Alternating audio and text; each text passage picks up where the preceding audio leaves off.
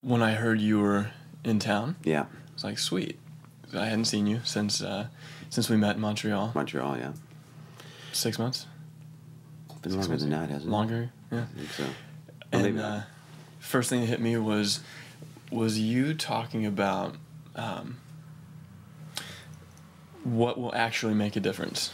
That's how I heard it. When you talk about this work, that I didn't hear you giving the top three, no matter what ways and all that. And that really what I got was your commitment to not just having something to give guys to think about and like, okay, I got something, but actually being in the inquiry. All right, my life is different than it used to be. There are things available to me with women that weren't in the past. Yeah. I want that for other men, but what will actually make that happen? Exactly. And then I heard you, and what I heard in the tone of your voice was like, I'm not sure. Like, I don't know if how that can be taught, you know? Well, it's true, because the problem that we have is that guys are looking for the 3 magic words to get a girl, you know. And it's like going to the gym or like anything. It's like it's not that easy as a get-rich-quick type of scheme, right? It's like you can learn a lot of external things, but if you don't know what's underlying that and why things work, then it's like an ill-fitting suit. You know, you can take somebody's routines and somebody's pickup lines, I guess you could say, and wear them. You know, memorize them. But if they don't fit you, are not congruent with who you are and what you believe in life, that's where it comes off wrong. And it's like it doesn't fit. So, I mean, what I've been talking about this whole time, the same things you're talking about, which is what makes a man attractive, fundamentally, as opposed to all the trappings of life and, you know, all the things we acquire. You know, what makes a man attractive. That's what it's all about. And then how did you get where you're at now? Was it like that? Was it like being in the gym, like step by step for you? I mean, how did I get to that point where I have any kind of understanding? You know, it's you're never there. You're never 100%. Like, I'm not this master, whatever they call, you know, you get Seducer. called. Yeah, exactly. You're never at that point where you completely understand it. The difference is most men will go through their lives and they will accept the things that happen to them, and they don't take steps to try and understand this part of their life. You can take, you know, dance lessons, singing lessons, writing lessons, but you can't take lessons in the art of love. And so most men will go through their lives and not seek to try and have some understanding. The lives of quiet desperation that Thoreau talks about, right? And the difference with the people that come and try and find answers in, you know, in what we're trying to do, is that they're seekers. And so that is what I have been my whole life. I have been nothing but a student my whole life. And so I still am.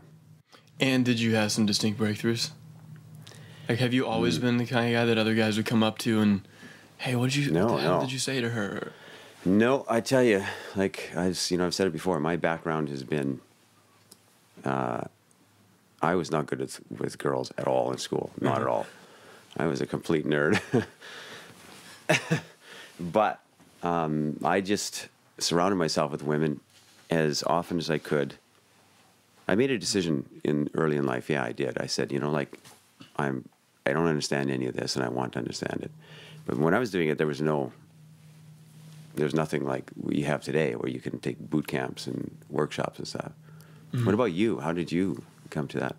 I wasn't surrounded by women. That wasn't even an option for me. Like, I was basically afraid enough of women. I wasn't aware of it at the time. Like, looking back, it's like, oh yeah, I was scared shitless of women. So I may have had a few women friends, but for me, the shift was dramatic, and it happened in having really powerful relationships with other men through college. Oh, is that right, man? The culmination of that was a shift in who I knew myself to be. You mean like mentors? That sort of thing? Brothers. You know, the kind of friendships with men where we held nothing back. We call it rock bottom. We'd find rock bottom where there's no bullshit, nothing withheld, nothing like, well, I think that, but I'm not going to say it because he may not like, none of that. Yeah. Just straight shooting.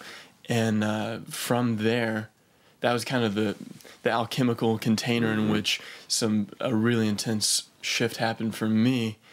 Most of my coursework is a distillation of Really that one night for me, and it was night and day. I was 21, virgin.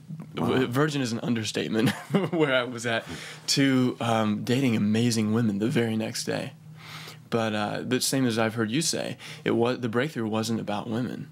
Exactly. A lot of this work, it had nothing to do with the women. Did not even come up that night. Yeah. My whole life was different the next day, and it just so happened that I found myself talking to women in a completely different way, and dating phenomenal. And I was still nerd or whatever you want to call it. My posture was terrible. I still had all the habit patterns of most of my life, but there was a way of being that had shifted that had me dating women I had no business dating.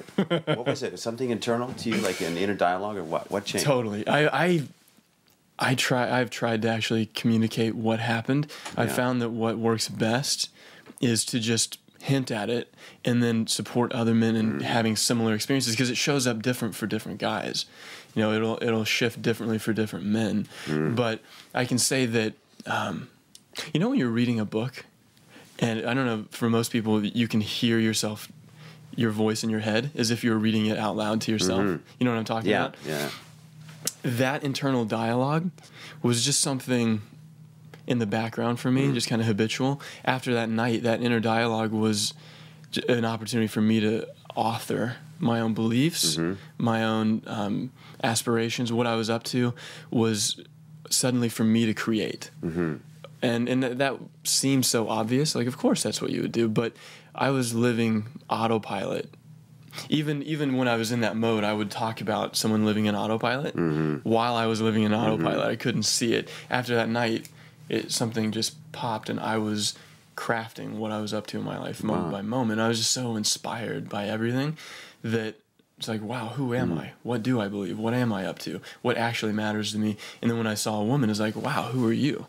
Yeah. And who are we when we're together? And it was just a different vibe that had me pulling off crazy shit, and having guys coming up to me asking those questions. What the hell did you say to her? Or how did you get in a relationship with her? Or how do you keep that relationship so on fire for so long? Or anywhere in between, not just the approach, but the whole thing. So you started to expand that because you got asked all the time. You said, there's something obviously that people want to know. Totally. Well, I mean, there was, like you said, there weren't boot camps back then. It wasn't like, hey, can you be a relationship coach for me, or can you teach pickup? Or there was no context for it. So it was just guys being like, I don't know if I hate you or if I want to be your best friend, but what the fuck how did you do that?